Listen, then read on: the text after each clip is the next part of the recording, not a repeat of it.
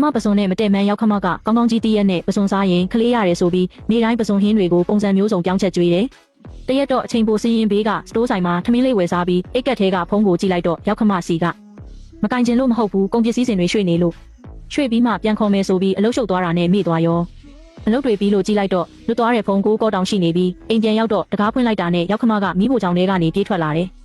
ညီကဘာလို့အခုမှပြန်လာရတာလဲချက်ပြုတ်တဲ့အေပရွန်တောင်မချွတ်ရသေးဘူးလက်မှာလဲဂျုံမုတ်တွေပေးလို့ဆိုင်မှာပစ္စည်းစရင်းစစ်နေလို့အခုမှပြီးတာအပြင်မှာစားလာခဲ့ပြီးရောက်ခမကအပြင်စာတွေကမတန့်ရှင်းဘူးငါဟင်းချိုနှွေးပေးမယ်ကျက်စွပ်ပြုတ်ကိုတစ်နေ့လုံးတီထားတာသမီးတကယ်စားလာလို့ပါဟင်းချိုတောက်တာဘိုင်းမပြည့်ဘူးဆိုပြီးဟင်းချိုပကံကိုယူလာပေးတယ်ကျမထိုင်ပြီးအများကြီးတောက်လိုက်တယ်အရသာကတော့ပေါ့လေးပဲဒါပေမဲ့ရှာဖျားကထုံကျင်လာတဲ့အမြဲတမ်းဒီလိုပဲ9နှစ်တောင်ရှိပြီးကျမကပဲကိုခန့်အားမကောင်းလို့ထင်နေခဲ့တာနောက်တနေ့မနက်နိုးတော့ဘယ်ဘက်တောင်စစ်မှာအနီဆက်3ဆက်ညာဘက်လက်ဖြံမှာတော့အင်ပြင်တွေအလေးလိုက်ထွက်ပြီးရားနေပြီးလွန်ခဲ့တဲ့9နှစ်လုံးမနက်ခင်းတိုင်းကြုံခဲ့ရတဲ့ပုံစံအတိုင်းပဲကျမကတင်ဘေးမှာထိုင်ပြီးလက်မောင်းကအနီကွက်တွေကိုဆွဲကြည့်နေမိတယ်မနေ့ကအိမ်ထမင်းမစားတော့ဒါတင်မထွက်ဘူးမနေ့ညကရောက်ခမပေးတဲ့ဟင်းချိုတောက်တော့ပြန်ထွက်လာတယ်ဘေးမှာအင်ကြီးလဲနေတဲ့ယောက်ျားကပြန်ရလာပြန်ပြီလားမကြခင်ကမှဆေးရုံပြန်ပြရအောင်မလားပြီးခဲ့တဲ့တစ်ခေါက်ကဆေးတွေကုန်ပြီလားဆေးဘူးတဝက်ကြံသေးတယ်တိတ်မကုန်နဲ့ပြဲသွားရင်ပိုပြောက်ရခက်လိမ့်မယ်သူကျမကိုတစ်ချက်ကြည့်ပြီးအလုပ်သွားဖို့ထွက်သွားတယ်ကျမကတင်ဘေးမှာမလုံးမရှက်ထိုင်နေမိတယ်မိဖို့ကြောင့်လည်းကရောက်ခမအတန်ကြားရလို့ထွက်သွားပြီးဟန်ဆောင်ပြုံးပြလိုက်တယ်ထိုင်ပြီးစံပြုတ်ပကံကိုကြည့်လိုက်တော့မျက်နှာပြင်ပေါ်မှာမျောနေတဲ့အမုံမွားလေးတွေကိုကြည့်လိုက်မိတယ်အရင်ကသတိမထားမိပေမဲ့ဒီနေ့တော့မျက်စိထဲအရန်ကန့်လန့်ဖြစ်နေတယ်တငုံတောက်လိုက်တော့ရှာဖျားကပြန်ထုံလာပြန်ပြီးငငယ်ကပစုံစားမိလို့မျက်နှာကြီးရောင်အန်းပြီးအရေးပေါ်တောင်ပို့လိုက်ရသေးတယ်အဲ့ဒီကလေးကအိမ်မှာပစုံမဝယ်တော့တလို့ကျမလည်းမစားတော့ဘူးလက်ထပ်ပြီးပထမဆုံးလမှာတင်အင်ပြင်တွေထွက်လာတယ်ဒုတိယလလည်းမပြောက်ပဲပိုဆိုးလာပြီးလက်မောင်းတစ်ပြင်လုံးหนีရဲလာရောဆရာဝန်ပြတော့ဆရာဝန်ကဒါကနာတာရှည်အင်ပြင်ယောဂဖြစ်ပြီးဘာကြောင့်ဖြစ်မှန်းရှာမရဘူးတဲ့မတဲတာတိထားတာရှိလားလို့မေးတော့ပစုံရှိတယ်ဒါပေမဲ့မစားဘူးလို့ပြောလိုက်တယ်ဒါဆိုဆေးတောက်ပြီးထိန်းထားပါဆိုပြီးဆေး3ဘူးနဲ့လိမ့်ဆေး1ဘူးပေးတယ်နည်းနည်းတက်တာလာပြီးနောက်လာကြပြန်ထပြန်ရောအဲ့ဒါနဲ့ကိုဆေးဆိုင်ကဆေးတွေကိုပဲယူတောက်တော့တယ်တက်တာပေမဲ့တစ်လကို900 800တော့ကုန်တာပဲ9နှစ်အတွင်းအဲ့ဒီအန်ဆွဲထဲမှာစုထားတဲ့ဆေးဘူးတွေကကတင်ဘေးကစင်ထက်တောင်မြင့်နေပြီသူကတစ်ခေါက်ကူသိမ့်ပေးရင်ကြောင်အန်းသွားပြီးမင်းဆေးတွေအများကြီးတောက်ထားတာပဲပိုတက်တာမဲ့ဆေးနဲ့ပြောင်းတောက်လို့မရဘူးလားခဲ့ကျမဘာမှမပြောမိဘူးဒါကအသက်တာဆုံးဆေးတွေဖြစ်နေပြီလေဒါကဆေးဖို့ပဲရှိသေးတာတခြားနည်းလမ်းမျိုးစုံနဲ့9နှစ်လုံးကျမကိုယ်တိုင်မှတ်ထားတဲ့စရင်ရအင်ပြင်ကူတာစရိတ်တင်82,000ကုန်သွားပြီလက်ထပ်ပြီးတတိယနှစ်မှာကလေးယူဖို့ပြင်ဆင်ကြတယ်တနေ့လောက်စူးစမ်းတာဘာတန်မှမကြားရဘူးဆရာဝန်ပြတော့သူ့မှာဘာပြဿနာမှမရှိဘူးကျမမှာတခုခုကပုံမှန်မဟုတ်ဘူးအရင်ဆုံးအင်ပြင်ကိုထိမ့်ပါခန္ဓာကိုယ်ကိုအားမွေးပြီးမှကလေးယူပါလို့စိတ်ရှည်လက်ရှည်ပြောရှာတယ်ဒါပေမဲ့9နှစ်ရှိပြီးတရက်မှထိမ့်လို့မရခဲ့ဘူးရောက်ခမကအဲ့ဒီကာလတွေတုန်းကအမေလည်းညီတို့ကိုမလောပါဘူးဒါပေမဲ့နှမျောဖို့ကောင်းလို့ပါဟောက်လေးရဲ့အခြေအနေကလည်းတအိမ်လုံးမှာသူတယောက်တည်းရှိတဲ့တာဦးလေးလေမေသမီးထက်စူးစမ်းကြည့်ပါဦးမယ်ဆရာဝန်ကအခွင့်အရေးရှိသေးတယ်ပြောတယ်အေးပါအတင်းကြီးမလုံးနဲ့ကျမ်းမာရေးကအဓိကအဲ့ဒီနေ့မှာရောက်ခမတငယ်ချင်းရဲ့သမီးဖတ်ရွင်ရောက်လာတယ်ဝဲရတာ2နှစ်ပဲရှိသေးပြီးဘန်မှာအလုပ်လုပ်နေတာရောက်ခမကတကားဖွင့်ပေးရင်ပြုံးလို့ပိုပြီးလှလာတာပဲဒီအသားရည်ကိုကြည့်ဦးဖြူပြီးချောမွေ့နေတာပဲမင်းနဲ့မတူဘူးသူကခဏအင်ပြင်ထွက်လို့မျက်နှာရောလက်ရောหนีရဲနေတာကျမမီးဖို့ချောင်းထဲမှာလက်ကောက်ဝက်ကနေတထောင်စစ်အထိหนีရဲနေတဲ့အင်ပြင်တွေကိုကြည့်လိုက်မိတယ်ပြီးတော့ရင်နွေးချမ်း2ခွက်ယူထွက်ခဲ့တယ်ဟန်ယွန်ကဆိုဖာရဲ့အလဲမှာထိုင်နေတယ်အဲ့ဒါကျမအမြဲထိုင်နေကြနေရရင်နွေးချမ်းကိုသူ့ရှေ့ချပေးပြီးဘေးကခုံပေါ်မှာထိုင်လိုက်တယ်အဲ့ဒီညကသူအိပ်ပျော်သွားချိန်ကျမတယောက်တည်းတန့်စင်ခန်းထဲမှာလိမ့်စေးလိမ့်နေမိတယ်မှန်တဲ့ကကျမမျက်နှာကလည်းหนีရဲနေတာပဲမီးပိတ်ပြီးထွက်လာတော့သူကတစ်ဖက်ကိုလှည့်သွားတယ်ကျမဆုံးဖြတ်ချက်တစ်ခုချလိုက်တယ်မမချန်ဒီအပတ်သမီးကိုညဆိုင်ပြောင်းပေးလို့ရမလားဘာလို့ရုတ်တရက်ကြီးညဆိုင်ဆင်းချင်ရတာလဲအိမ်မှာကိစ္စလေးနည်းနည်းရှိလို့ပါဒီအပတ်အလုပ်ချိန်စရင်ပြောင်းသွားလို့ညစာအိမ်ပြန်မစားတော့ဘူးလို့ဖုန်းဆက်ပြောတော့ရောက်ခမကဟင်ဒါဆိုညီးပါစားမလဲတဲ့ဆိုင်မှာမိုက်ခရိုဝေးရှိတယ်သမီးထမင်းကြယူသွားမယ်ညီးပါသားချက်တဲ့တာကမတန်ရှင်းဘူးငါချက်ပေးမယ်မေဒုက္ခမရှာပါနဲ့တော့တပတ်လေးပါသူဖုန်းထဲမှာ2စက္ကန့်လောက်တိတ်သွားတယ်အေးလေဒါဆိုလဲအပြင်ကရှောက်မစားနဲ့နော်ဟုတ်ကဲ့အဲ့ဒီအပတ်ကနေ့လယ်စာကိုဝန်ထမ်းထမင်းစားဆောင်မှာစားပြီးညဘက်ကျရင်ဆိုင်မှာခောက်ဆွဲပြုတ်စားဒါမှမဟုတ်စတိုးဆိုင်ကဝယ်စားရတယ်ပထမဆုံးရက်မှာလက်မောင်းကအင်ပြင်တွေမပြောက်သေးဘူးဒုတိယရက်ကျတော့အယောင်နည်းနည်းပျော့သွားတယ်တတိယရက်ကျတော့မရတော့ဘူးတပတ်ကျတော့လက်မောင်းနှစ်ဖက်လုံးပြောင်းဆင်သွားပြီးမျက်နှာကလည်းပျောက်သွားရောမမချန်ကကိုတောင်ထဲမှာကျမတစ်တာတွေမနေတာမြင်တော့ကြောင်သွားပြီးညီးလက်မောင်းတွေတက်တာသွားပြီပဲတဲ့ဟုတ်မကြခင်ကမှပိုကောင်းလာတာညီးဟာကကုလို့မပြောက်ဘူးဆိုပြီးခဲ့တဲ့လကတပြင်းလုံးหนีရဲနေတာမြင်သေးတယ်အဲ့ဒီတပတ်လုံးရောက်ခမကနေတိုင်းဖုန်းတကောဆက်တယ်ညီဒီနေ့ဘာစားလဲအဆောင်ကဟာတွေပါပဲငါနရိုးစွပ်ပြုတ်တီထားတယ်ဟောက်လေးကိုပေးခိုင်းလိုက်မယ်ချမ်းဟောက်ကညီသားရေပိုကောင်းလာတယ်ပြောတယ်ဒီအပတ်ညဆိုင်ပြီးပြီမလားစနေတနင်္ဂနွေအိမ်ပြန်လာရင်အမေကောင်းကောင်းချက်ကျွေးမယ်စနေနေ့မနက်မှာရောက်ခမကဆေးဆိုင်ကိုတန်းလာပြီးလက်ထဲမှာတပူးတစ်လုံးပါလာတယ်မေဘာလို့လာတာလဲညီအိမ်ပြန်မစားတာတပတ်ရှိပြီဆိုတော့အမေစိတ်မချလို့တူတက်ဘူးကိုကောင်းတာပေါ်တင်ပြီးအဖုံးဖွင့်လိုက်တော့အငွေတွေထွက်လာတယ် ကျဆုပ်ပြုံးတဲ့အပြင်တခြားအနှံ့တစ်ခုလည်းပါနေတယ်အရန်ဖြောတော့မှုအရင်ကကျမမခွဲခြားနိုင်ခဲ့တာဒီတစ်ပတ်အိမ်ကထမင်းမစားရတော့နှာခေါင်းကပိုအနှံ့ခံနိုင်လာတယ်လို့ပဲပူလုံးတောက်လိုက်ဆိုပြီးသူကျမကိုစိုက်ကြည့်နေလို့ကျမပကံကိုမှပြီးတငုံကြီးလိုက်တော့ရှာဖျားကထုံသွားပြန်ရောတောက်လို့ကောင်းတယ်လို့ကျမပြုံးပြီးပြောလိုက်တယ်အဲ့ဒီနေ့ကရောက်ခမပြန်သွားပြီးနောက်ကျမကိုယ်တောင်ထဲဝင်သွားတယ်ကောင်တာအောက်ကနေပိုးတက်ထားတဲ့နမူနာအိတ်တအိတ်ယူပြီးဓာတ်ဖူးတွေကကျန်တဲ့ဟင်းချိုတဝက်ကိုလောင်းထက်ကဆေးဆိုင်ရဲ့နမူနာရေခဲတစ်တာထဲထည့်ထားလိုက်တယ်ကျမတို့ဆေးဆိုင်ကမတည့်တာတွေကိုစစ်ဆေးပေးတဲ့နေရာမဟုတ်ပေမဲ့ဘေးလမ်းမှာအစားအသောက်စစ်ဆေးပေးတဲ့ဌာနတစ်ခုရှိတယ်လေညဘက်အိမ်ပြန်ရောက်တော့ရောက်ခမကပင်ပန်းသွားပြီးအများကြီးစားနော်ကျေးဇူးပါမေမေကျမဟင်းတိုင်းကိုနည်းနည်းစီနီးစားခဲ့တယ်နောက်တနေ့မနေ့ကျတော့အင်ဂျင်တွေပြန်ထွက်လာပြီးသူကပြန်ထပြန်ပြီလားပြီးခဲ့တဲ့အပတ်ကကောင်းသွားပြီမဟုတ်လားတဲ့ဒီရက်ပိုင်းပင်ပန်းသွားလို့ဖြစ်မှာပါမွန်းလဲ2နာရီမှာစစ်ဆေးရေးဌာနကဖုန်းလာတယ်မမပို့ထားတဲ့နမူနာအဖြေထွက်ပြီးပစွန်ရဲ့ပရိုတင်းတက်တွေ့တယ်ပမာဏအများကြီးမဟုတ်ပေမဲ့တွေ့ရတယ်ကျမဖုန်းကိုကင်ထားတဲ့လက်တွေတုံနေတာကြောက်လို့မဟုတ်ဘူးနောက်ဆုံးတော့ကျမတည်သွားလို့နားနှလုံးလုံးအကြောင်းရင်းရှာမရတာမဟုတ်ဘူးတယောက်ယောက်ကကျမရဲ့ထမင်းဟင်းတွေထဲမှာနေတိုင်းပစွန်တွေထည့်ကျွေးနေခဲ့တာကျမကပစွန်နဲ့မတည့်တာကိုတအိမ်လုံးကောင်းကောင်းကြီးတည်ရနဲ့ကျမဆေးဆိုင်ကိုတောင်ထဲမှာနေတိုင်းနမူနာတစ်ခုစီယူပြီးစစ်ဆေးတယ်စစ်ဆေးချက်အဖြေအားလုံးပေါ်မှာပစွန်ပရိုတင်းတက်တွေ့ရှိရပါသည်ဆိုတဲ့တူညီတဲ့အဖြေပဲရေးထားတာဒါမတော်တဆမဟုတ်ဘူးငါးနှလုံးလုံးစင်ဆက်မပြတ်ထည့်လာခဲ့တာကျမရောက်ခမကိုမနှက်ဖြန်မေးမေးချက်တဲ့နန်ရိုးချိုချင်းလေးစားခြင်းနဲ့လို့ပို့တော့အေးပါမနှက်ဖြန်ချက်ပေးမယ်ဆိုပြီးအာမီနေလက္ခဏာ3ခုနဲ့သူပြန်စာပို့လာတယ်အခုကျမလိုအပ်နေတာကခံမှန်းချက်တွေတန်တရားတွေမဟုတ်ဘူးတက်တေစားတော့ပဲမွန်းလဲပိုင်းမှာရောက်ခမကလမ်းလျှောက်ဖို့ထွက်သွားတယ်ချမ်းဟောက်လဲအလုတ်ကမပြန်သေးဘူးအိမ်မှာကျမတယောက်တည်းရှိနေတော့မိဖို့ကြောင့်လဲဝင်ပြီးအမွှေးအကြိုင်စင်ကိုအရင်ဆုံးရှာတယ်မရှိဘူးဘီရိုတွေကိုထပ်ရှာတယ်မရှိပြန်ဘူးကျမစဉ်းစားပြီးစောင့်ကြောင်ထိုင်ချကဂတ်မီပိုအောက်ကဘီရိုကိုဖွင့်လိုက်တယ်ပိုးတွေရဲ့အောက်ခြေမှာတစိမ့်မပါတဲ့အညိုရောင်ပလတ်စတစ်ဘူးတစ်ဘူးရှိနေတယ်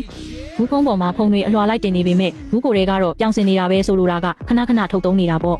ကျမဖုံးကိုလှည့်ဖွင့်လိုက်တော့မှုန့်ညက်နေတဲ့အမှုန်လေးတွေတွေ့ရတယ်အနီးကပ်နန်းကြည့်တော့ညီဆိုးဆိုအနံ့ရတယ်ဒါပစွန်6အမှုန့်တွေပဲကျမဖုံးထုတ်ပြီးဘူးနဲ့အမှုန့်တွေကိုအနီးကပ်ဓာတ်ပုံရိုက်လိုက်တယ်ပြီးတော့မူလအတိုင်းပြန်ထားခဲ့တယ်ဧကန်ဆိုဖာပေါ်မှာထိုင်ပြီးရောက်ခမရဲ့ iPad ကိုဖွင့်လိုက်တယ်သူကလျှို့ဝှက်နံပါတ်မထားတတ်ဘူးပုံမှန်ဆိုဇလန်းတွဲတွေကြည့်ဖို့တုံးတာကျမတာအူပေါင်ကိုဖွင့်လိုက်တော့လော့အင်ဝင်ထားဆဲပဲအော်ဒါမှတ်တမ်းရှာဖွေတဲ့နေရာမှာပစွန်6မှုန့်ကလို့ရိုက်ရှာလိုက်တယ်အဖြေထွက်လာတဲ့အခါကျမမျက်နှာပြင်ကိုအကြာကြီးစိုက်ကြည့်နေမိတယ်အော်ဒါအဆောင်60ကိုစိုင်းဒီဇိုင်းတွေကပဲပင်လယ်စာ6ဆိုင်အဖိုးအို1ဆိုတဲ့ဆိုင်တလားကိုတစ်ဆောင်လုံးနဲ့9နှစ်ကိုအဆောင်60ကျမတစ်ဆောင်ချင်းစီစခရင်ရှော့ရိုက်လိုက်တယ်ပြီးမှမှတ်တမ်းတွေကိုဖျက်ပြီးမူလနေရာမှာပြန်ထားလိုက်တယ်ကျမဆိုဖာပေါ်မှာထိုင်ပြီးစည်ရင်တွက်ကြည့်မိတယ်ရွံတစ်ထောင်တောင်မပြည့်တဲ့ပစွန်6မှုန့်ပိုးနဲ့ငါးနှလုံးလုံးအင်ဒီယောဂအပြင်ဝေဒနာမျိုးစုံအတွက်အကုန်ကြခံခဲ့ရတဲ့ဆေးဘိုးရွံနှံသိန်းဒီကွာခြားချက်ကြီးကလက်ထဲကဖုံးလို့ကြလို့မတက်ကျမကိုတုံးလုံးခြောက်ချားသွားစေတယ်ငွေကြေးပမာဏကိုတိသွားပေမဲ့ကျမကိုဘာလို့ဒီလိုလုပ်တာလဲဆိုတဲ့အဖြေတစ်ခုကိုတော့အသေးအတန်လိုအပ်နေပါသေးတယ် iPad ကိုပြန်ယူပြီး WeChat ကိုဖွင့်လိုက်တယ်ရောက်ခမရဲ့စကားပြောစရင်းထဲမှာယွန်းယွန်းမေမေမမယူဆိုတဲ့လူကိုကျမနှိမ့်ဝင်ကြည့်လိုက်တော့စကားပြောမှတ်တမ်းတွေကအရှိကြီးပဲသူကကိုယ့်ရင်းရီယွန်းယွန်းနဲ့ဟောက်လေးရဲ့ကိစ္စဘလို့လဲလို့မေးတယ်ရောက်ခမကယွန်းယွန်းကိုထပ်ဆောင်ခိုင်းလိုက်အောင်မင်းမင်းခန္ဓာကိုယ်ကတစ်နှစ်ထက်တစ်နှစ်ပိုဆိုးလာတာငါကြည့်ရတဲ့လောက်မကြတော့ပါဘူးညီးမကြတော့ဘူးပြောတာဘယ်နှစ်ခေါက်ရှိပြီလဲ9နှစ်တောင်ရှိနေပြီရောက်ခမကဘာလို့လောနေတာလဲဟောက်လေးကအခုထိစိတ်မပြတ်သေးဘူးသူကိုယ်တိုင်လည်းမခံနိုင်တော့ပဲကလေးလည်းမရနိုင်တော့တဲ့အချိန်ထိစောင့်ရမှာပေါ့သူတကယ်ပဲမရိပ်မိဘူးလားသူကပစွန်6မှုန့်နဲ့တရုတ်ဟင်းခတ်မှုန့်တောင်မခွဲခြားတတ်တာဘာရိပ်မိမှာလဲပြီးတော့သူကဆေးဆိုင်မှာအလုပ်လုပ်တာဆရာဝန်မမဟုတ်တာနားမလဲပါဘူးကျမဝီချက်ကနေထွက်ပြီးနေရာတကျပြန်ထားလိုက်တယ်ငါးနှလုံးလုံးမငိုခဲ့သလိုဒီနေ့လည်းမငိုဘူးမတက်ရက်ပြီးရောက်ခမရဲ့အိတ်ခမ်းထဲဝင်သွားတယ်ပစ္စည်းတစ်ခုကိုရှာဖို့ပ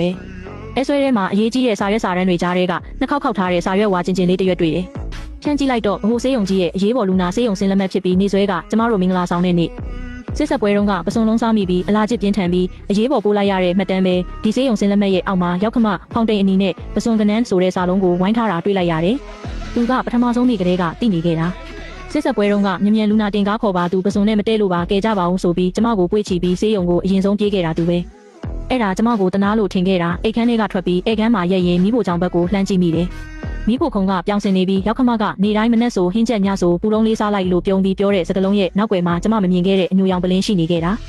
ဖုံးထုတ်ပြီးအရင်ကဥပဒေအကြံတောင်းဖူးတဲ့ရှေ့နေချမ်းရဲ့ဖုန်းနံပါတ်ကိုခေါ်လိုက်တယ်ရှေ့နေချမ်းလူတစ်ယောက်ကနောက်တစ်ယောက်မှမတည့်တာရှိမှန်းသိရက်နဲ့သူ့ထမင်းဟင်းနဲ့အဲ့ဒါကိုရေရှည်ထည့်ကျွေးနေရင်ဘာပြစ်မှုမြောက်တယ်လဲရှင်ဖုန်းလေးကနေ3စက္ကန့်လောက်တိတ်သွားပြီးမှတက်တည်ရှိရင်ဒါကရွေချက်ရှိလူကိုအနာတရားဖြစ်အောင်လုပ်တဲ့နှိမ့်ဆက်ညှဉ်းပန်းမှုမြောက်ပါတယ်နောက်ထပ်နှစ်ပတ်လုံးကျမလိုအပ်တဲ့တက်တည်တွေအားလုံးစုပြီးရှေ့နေချမ်းကိုပေးလိုက်တယ်ဟောက်စီတနင်္ဂနွေနေ့ကျရင်ငါ့ဖေနဲ့အမေပြီးတော့မင်းရဲ့ဘာကြီးတို့မိသားစုကိုအိမ်မှာထမင်းစားဖို့ဖိတ်လိုက်ပါလားဘာလို့လဲလို့မေးတော့လူမစုရတာကြပြီလေငါကိုယ်တိုင်ချက်ကျွေးမလို့ပြောလိုက်တယ်မင်းချက်မလို့လားမင်းကပုံမှန်ဆိုဟင်းမချက်တတ်ပဲနဲ့ချက်ချင်လို့လာရပါတယ်ငါဘကြီးကိုဖုံးဆက်လိုက်မယ်တဲ့ရောက်ခမကကျမဟင်းချက်မယ်လို့ကြားတော့မျက်လုံးတွေဝေဝဲသွားပြီးသမီးကချက်မလို့လားသမီးခန္ဓာကိုယ်လည်းမကောင်းတာပင်ပန်းလိမ့်မယ်အမေပဲချက်ပေးရစီလို့ပြောတယ် ကျမကအမေသမီးကိုတစ်ခါလောက်ပဲချက်ခွင့်ပြုပါအမေနားလိုက်ပါလို့ပြောတော့သူကမတဘာဝကြတဲ့ပြုံးနဲ့ဒါဆိုလဲပြီးရောလို့ဆိုတဲ့တနင်္ဂနွေနေ့မှာလူဆုံပြီးကျမအဖေနဲ့အမေကအစောဆုံးရောက်လာပြီးဝိုင်းကူပေးကြတယ်။ဟင်းပွဲဆက်နှစ်ပွဲလုံးကိုကျမတယောက်တည်းချက်တာဖြစ်ပြီးပစွန်းနဲ့ပင်လေစာလုံးဝမပါပဲပြောင်းစင်နေတာမို့ချန်ဟောက်တောင်အော်သွားရတယ်။ဒီလက်ရာကိုနင်ပေတုံးကတင်လိုက်တာလဲဖုန်းထဲကကြည့်တင်တာကျမပြုံးပြီးဟင်းပန်းကန်ကိုစပွဲပေါ်ချလိုက်တယ်။စားလို့တဝက်ရောက်တော့ကျမတရုတ်နန်နန်လေးကိုချလိုက်ပြီးကျမပြောစရာရှိတယ်လို့ပြောလိုက်တယ်။ရောက်ခမကြီးကတရုတ်နန်နန်ညက်နေတဲ့လက်ကရက်သွားတယ်။ကျမရဲ့အလားချစ်ကပျောက်သွားပြီးကျမအဖေကအရင်ဆုံးသတိဝင်လာပြီးတကယ်လားဘလို့ပျောက်သွားတာလဲကုလို့မရဘူးဆိုကျမစပွဲကလူအားလုံးကိုကြည့်ပြီးဒီအိမ်ကသမင်းကိုမစားတော့ရင်ရပြီလို့ပြောလိုက်တယ်2စက္ကန့်လောက်ငြင်းကျသွားပြီးမှဘာကြီးကရေကဘာသဘောလဲအိမ်ကသမင်းကမကောင်းယုံတယ်မကပဲပြဿနာရှိတယ်လို့ပြောတာလားမင်းနေပါရီပြောနေတာလဲသူတရုတ်နန်နန်ကိုချပြီးအတန်ကျဲကျဲနဲ့ငါနင့်ကို9နှစ်လုံးပင်ပန်းခံပြီးသမင်းချက်ကျွေးခဲ့တာနင်ကငါသမင်းမှာပြဿနာရှိတယ်ပြောတယ်ပေါ့ဟောက်စီနင့်မိမကငါချက်တဲ့သမင်းမှာအစိတ်ပါတယ်ပြောနေတယ်မင်းစကားကိုတေချာပြောလေအမေကနေတိုင်းထမင်းချက်ရတာတကယ်ပင်ပန်းတာပါပင်ပန်းတာတော့ပင်ပန်းတာပေါ့ကျမဘေးကဖိုင်အိတ်ကိုဖွင့်ပြီးစာရွက်9ရွက်ထုတ်ပြီးစပွဲပေါ်တင်လိုက်တယ်ဒါကပြီးခဲ့တဲ့အပတ်ကအမေချက်တဲ့ဟင်းတွေကိုနေတိုင်းနမူနာယူပြီးအဖွဲ့အစည်းစီစစ်ထားတဲ့အဖြေတွေပဲကျမရောက်ခမောက်ကိုစိုက်ကြည့်ပြီးအမေကျမပစုံနဲ့ဓာတ်မတည့်ဘူးပြင်းပြင်းထန်ထန်ဓာတ်မတည့်ဘူးဆိုတာတအိမ်လုံးသိတယ်အမေချက်တဲ့ဟင်းတိုင်းမှာဘာလို့ပစုံဓာတ်တွေပါနေရတာလဲအမေရှင်းပြနိုင်မလားရောက်ခမကြီးရဲ့တရုတ်နန်နန်ကစပွဲပေါ်လွတ်ကျသွားပြီးဒါကဟင်းခတ်မုံလေးငါထဲတာဟင်းခတ်မုံဘယ်ဟင်းခတ်မုံမှာပစုံပရိုတင်းပါလို့လဲဟင်းခတ်မုံတဲ့ဘာလဲငါကဘလို့သိမှာလဲစူပါမားကတ်ကဝယ်တာအမေမိဖို့ဖုံအောက်ကဗီဒီယိုထောက်မှာရှိတဲ့တစိမ့်မပါတဲ့ပလင်းညိုတွေကအရာကပစုံချောင်းမုံတွေလေအမေကတာဝူပေါင်ကနေလာစင်ဝယ်နေတာမဟုတ်ဘူးလားရောက်ခမကြီးပါဇက်အဟောင်းသားဖြစ်သွားပြီးအတန်မထွက်တော့ဘူးကျမဖေကမတ်တက်ရက်ပြီးကိုယ့်ရင်းနေရှင်းရှင်းပြောစမ်းငါမလုပ်ဘူးဒါကပစုံချောင်းမုံလေဟင်းချိုအောင်လို့ထဲတာဘယ်အိမ်ကမထဲပဲနေလို့လဲဘယ်အိမ်ကမှဟင်းတိုင်းလိုက်မထဲဘူးပြီးတော့သူ့ကိုရည်ရွယ်ပြီးခတ်တာလည်းမဟုတ်ဘူးတအိမ်လုံးလည်းဒီဟင်းမဲစားတာပဲလေတအိမ်လုံးကပစုံနဲ့ဓာတ်မတည့်တာမဟုတ်ဘူးကျမတယောက်ပဲမတည့်တာအမေတကယ်ပဲငါကဟင်းချိုအောင်ပစုံချောင်းမှုတ်နည်းနည်းခက်ယုံတင်မှာရောက်ခမကြီးကအော်ဟစ်လိုက်ပြီးစပွဲတစ်ခုလုံးတိတ်ဆိတ်သွားတယ်အမေဝင်ခံလိုက်တဲ့အတွက်ကျေးဇူးတင်ပါတယ်ဘာကြီးမိမကဘာကြီးကိုတထောင်နဲ့တို့လိုက်တယ်အမေဒါတင်မကသေးဘူးဒါကအမေရဲ့တာအူပေါင်ဝယ်ယူမှုမှတ်တမ်းပဲကျမပရင်းထုတ်ထားတဲ့စာရွက်တွေကိုစပွဲအလဲကိုတွန်းပေးလိုက်တယ်အော်ရာအကျဉ်းကြီး60စလုံးဆိုင်တစ်ဆိုင်တွေကပဲလာတိုင်းတစ်ထုပ်စီတစ်လားမှမပြတ်ဘူးဒါကဟင်းချက်ဖို့လေအိမ်တိုင်းလဲပစုံ6ဝယ်ကြတာပဲကိုယ့်ရင်းနေဟင်းကိုချိုးအောင်ခတ်တာဆိုရင်ဘာလို့ဟင်းခတ်မုံစင်ပေါ်မှာမထားတာလ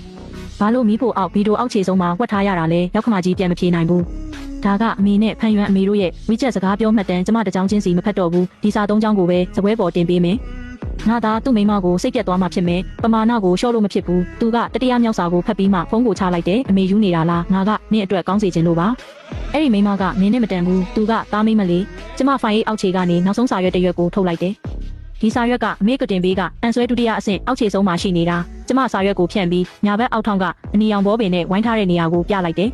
အလားစစ်ချက်ကပစုံနဲ့ကနန်းဒါကိုအမေကိုယ်တိုင်ဝိုင်းထားတာကျမသူ့ကိုစိုက်ကြည့်တော့ရောက်ခမကြီးမျက်ရည်တွေကျလာတယ်လွန်ခဲ့တဲ့9နှစ်ကအမေအရင်ဆုံးပြေးလာပြီးကျမကိုစေးုံပို့ပေးခဲ့တာကျမကိုစိတ်ကူလို့ထင်ခဲ့တာကျမချန်ဟောက်ကိုအမြဲပြောခဲ့ဘူးလေနင့်မေကငါ့အပေါ်တကယ်ကောင်းတာမင်္ဂလာဆောင်တဲ့နေ့မှာတင်ငါအသက်ကိုကယ်ခဲ့တာလို့ကျမစေးုံစင်လက်မှတ်ကိုစပွဲပေါ်တင်လိုက်ပြီးတကယ်တော့အဲ့ဒီနေ့ကကျမကိုကယ်တာမဟုတ်ပဲအကွက်ချနေတာပဲဘယ်သူမှစကားမပြောရဲကြဘူးကျမဖေရဲ့လက်တီးကတင်းလုံးလို့ဖြူဆွနေပြီးအမေကတော့ပါဇက်ကိုအုပ်ကမျက်ရည်တွေကျနေပြီးပစုံချောင်းမုံအထုပ်60ကုန်ကြစရိတ်ရွမ်1000တောင်မပြည့်တာလေးနဲ့ကျမကိုရွမ်3,600တောင်းကုန်ခံပြီးမရှိတဲ့ယောဂါကိုပူခဲ့တယ်3လလုံးအစိုက်ကူတာမှုခံယူခဲ့တယ်ငါးနှလုံးအရေးပြားတန်တန်ရှင်းရှင်းနဲ့တရက်မှမနေခဲ့ရဘူးကိုကလေးတော်မမွေးနိုင်တဲ့လူလို့ထင်အောင်လုပ်ခဲ့တယ်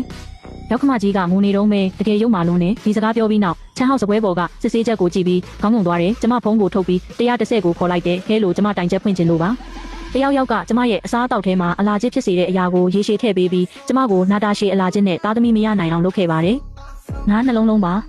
ကျမမှာအစားအသောက်နဲ့ဆေးဘက်ဆိုင်ရာမှတ်တမ်းတွေအထောက်ထားဖြစ်ရှိပါတယ်ရောက်ခမကြီးကမင်းနေတကယ်ပဲရဲတိုင်တာလားချန်ဟောက်ကမင်းအရင်ဆုံးဘာလို့ရမှာလဲကျမမေးတော့သူဆက်မပြောနိုင်တော့ဘူးသူဘာပြောချင်လဲကျမသိတယ်ရဲမတိုင်ပဲအိမ်တွင်းရေးပဲဖြည့်ရှင်းကြရအောင်လို့ပြောချင်တာဒါပေမဲ့စပွဲပေါ်ကအထောက်ထားတွေကိုကြည့်ပြီးသူစကားမဟရဲတော့ဘူးကျမနောက်နံပါတ်တစ်ခုဖြစ်တဲ့ဟန်ယွမ်မေရဲ့ဖုန်းကိုခေါ်လိုက်တယ်ဟဲလိုဘာတူလဲရှင်အန်တီသမီးချန်ဟောက်မေးမှာပါဟန်ယွမ်ဘေးမှာရှိလားရှင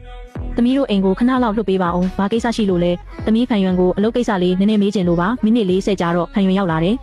သူတယောက်ထဲလာတာအိမ်ထဲဝင်လာပြီးစပွဲပေါ်ကလူတွေနဲ့စာရွက်တွေကိုမြင်တော့မျက်နှာပြတ်သွားတယ်ဘာဖြစ်လို့လဲချန်ဟောက်ကမတ်တက်ရက်ပြီးဖန်ယွမ်နေငါမေကထမင်းနဲ့ဘာတွေထည့်လဲဆိုတာသိလားဘာထည့်တာလဲငါမသိဘူးနင်မသိဘူးဟုတ်လားကျမစကားပြောမှတ်တမ်းတစ်ခုကိုဖွင့်ပြလိုက်တယ်ဖန်ယွမ်အဲ့ဒါကိုမြင်တော့ဒါကငါအမေကငါ့ကိုအလကားလျှောက်ပြောတာငါတကယ်အသေးစိတ်မသိဘူးနင်သိလားမသိလားဆိုတာအရေးမကြီးဘူးအရေးကြီးတာကနင်ငါနှလုံးလုံးစောင့်နေခဲ့တာပဲငါ့ကိုသူတို့ဒုက္ခပေးလို့ကလေးမရနိုင်တော့မဲ့အချိန်ငါယောက်ျားကငါ့ကိုပွားရှင်းမဲ့အချိန်ကိုနင်စောင့်နေခဲ့တာဟန်ယွန်ရဲ့နှကန်းတွေတုံရီသွားပြီးလှည့်ပြေးတော့တယ်ဒီ ဒီကောင်မလေးပြေးတာတော်တော်မြန်သားရောက်ခမကြီးကတော့ထောက်တနေရမှာတောက်လျှောက်ငုံနေတော့ပဲရဲတွေကတော်တော်မြန်မြန်ရောက်လာတယ်ရဲမေ2ယောက်ကျမအထောက်ထားအားလုံးကိုတစုံစီပေးလိုက်တယ်ရဲတွေကစာရွက်တွေကိုကြည့်ပြီးမျက်နှာတီးတန့်သွားတယ်ဒီမျိုးသမီးအန်နီရောက်ခမကိုကျမတို့နဲ့အတူလိုက်ပြီးထွက်ဆိုချက်ပေးဖို့လိုအပ်ပါတယ်ရောက်ခမကြီးမယုံကန်ပါဘူးသူထွက်တဲ့အချိန်မှာခြေထောက်တွေတုန်နေလို့ဘာကြီးကတွဲပေးရတယ်သူကျမကိုတစ်ချက်ကြည့်ပေမဲ့ကျမသူ့ကိုပြန်မကြည့်ဘူးငါနှလုံးသားသမီးကိုနင်တို့အိမ်မှာဒုက္ခပေးခဲ့ကြတာဒီကိစ္စကကျွန်တော်တို့လင်းမိသားစုကမင်တို့အပေါ်မှားခဲ့တာပါမင်အိမ်ပြန်ရအောင်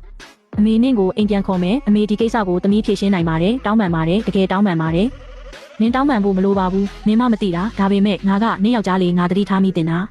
အမေကနင့်အတွက်စွပ်ပြုတ်တွေယူသွားခိုင်းတိုင်းငါကပျော်ပျော်ကြီးယူလာပေးခဲ့တာသူကျမကိုကြည့်တော့မျက်လုံးတွေညီရဲနေတယ်အမေကနင့်ခန္ဓာကိုအားနေလို့စွပ်ပြုတ်များများတောက်ရမယ်ဆိုတော့ငါကနင့်ကိုအတင်းတောက်ခိုင်းခဲ့တာအမေကနင်ကလေးမရနိုင်ဘူးထင်နေဆိုတော့သူဆက်မပြောနိုင်တော့ဘူးနင်ကယုံခဲ့တာကိုသူကောင်းတစ်ချက်ငိမ့်ပြတယ်ကျမထွက်ပြီးခဏဗီဒီယိုပေးမှာအိမ်တော့ကိုထားပြီးကျမအပြင်မှာခဏသွားနေအောင်မယ်မင်းနင့်ကိုမုန်းလို့မဟုတ်ဘူးဒီအိမ်ကဟင်းတွေကိုကျမမစားရဲတော့လို့အပြင်ထွက်နေတဲ့ဒုတိယမြောက်နေ့မှာကျမအငှားအိမ်လေးထဲမှာပထမဆုံးအကြိမ်ထမင်းကိုယ်တိုင်ချက်စားတယ်အစွန်ချောင်းမုံလည်းမရှိဘူးနှီးနှံလည်းမရှိဘူး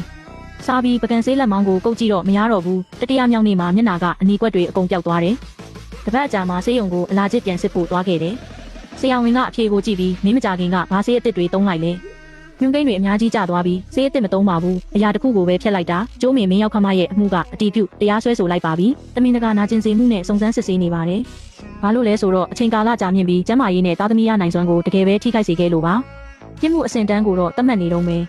အခုတော့သူကအမခံနဲ့ပြင်ပမှာရှိနေပါတယ်ပြဿနာရှာလို့မရပါဘူးမင်း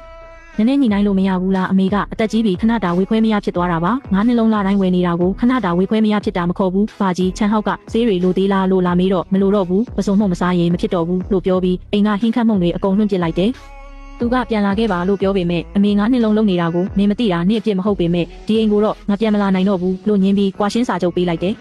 မျက်နှာကြီးဝေစုအနေနဲ့ဆေးဘိုး6000ကျော်နဲ့ကလေးရအောင်ကုခဲ့ရတဲ့စရိတ်4000ကျော်စုစုပေါင်း2သိန်းကျော်ပဲတောင်းလိုက်တယ်သူလက်မှတ်ထိုးချိန်မှာလက်တွေတုံနေရှာတယ်သူကျမအိမ်ကိုအင်ဂျီလာယူတော့ကကျမဟင်းချက်နေတာမြင်ပြီးဟင်းချက်နေတာလားဘာချက်တာလဲအာလူခောက်ဆွဲဆက်လို့ပြောတော့အရင်ကအိမ်မှာဟင်းသိမ့်မချက်ဘူးတော့တဲ့အပြင်မှာချက်ကျွေးမဲ့လူမှမရှိတာလို့ပြောလိုက်တော့သူစကားမဆက်ပဲအင်ဂျီယူပြီးထွက်သွားတယ်ရောက်ခမကြီးကတော့အိမ်ဟောင်းမှာတယောက်တည်းကြံခဲ့ပြီးချမ်းဟောက်ကအပြင်မှာအခန်းငားနေတယ်တပတ်တစ်ခါသွားကြည့်ပေမဲ့အိမ်မှာထမင်းမစားတော့ဘူးတဲ့ရောက်ခမကြီးတယောက်တည်းဟင်းတွေအေးဆက်သွားတဲ့အထိထိုင်ဆောင်နေတတ်တယ်လို့ကြားရတယ်။ကွာရှင်းတာအကုန်ပြီးပြတ်တဲ့နေ့ကစူပါမားကတ်မှာဟင်းချက်မှုန့်ဆင်ရှိခဏရက်ပြီးကြည့်မိတယ်။အစွန်ချောင်းမုံကတတိယအဆင့်မှာ3စက္ကန့်လောက်စိုက်ကြည့်ပြီးမှခရမ်းကျင်သီးနဲ့ဥတွေဝယ်ပြီးပြန်လာခဲ့တယ်။ဆိုင်ကအမကဒီအပိုင်းနင်းမျက်နှာသွေးအောင်တန်းလာတယ်။ဘာခရင်သုံးလဲလို့မေးတော့ဘာမှမသုံးဘူးအလားကျင့်မဖြစ်တော့လို့ပဲပြောလိုက်တယ်။စနေနေ့ဆေးရုံမှာအကုန်ပြန်စစ်တော့အားလုံးပုံမှန်ဖြစ်သွားပြီးဆေးရုံကထွက်လာပြီးလက်မောင်းကိုကြည့်လိုက်တော့ညီကွက်တွေမရှိတော့ဘူး။နေအောင်ကြီးကအရေပြားပေါ်မှာနှွေးထွေးနေပြီးပူဆက်ပူလောင်မဖြစ်တော့ဘူး။အပြန်လမ်းမှာခောက်ဆွဲဆိုင်ဝင်ပြီးမရုပ်စီခောက်ဆွဲနဲ့ကြက်ဥကြော်မှာစားလိုက်တယ်။အရင်ကဆက်တာစားရင်အလားကျစ်ပို့ဆိုးမယ်ဆိုတဲ့ရောက်ခမစကားကို9နှစ်လုံးယုံခဲ့တာ။ဒီနေ့စားပေမဲ့မရတော့ဘူး။စားနေတော့ချန်ဟောက်စီကဖုန်းကိုခါလာတာမြင်ပေမဲ့ဖုန်းကိုမှောက်ထားလိုက်ပြီးခောက်ဆွဲကိုပဲဆက်စားနေလိုက်တယ်။သတင်းပေါက်အပြင်ကလူတွေရင်နေကြသလိုခောက်ဆွဲကဆက်ပေမဲ့ကျမလည်းပြုံးနေမိပါတော့တယ်။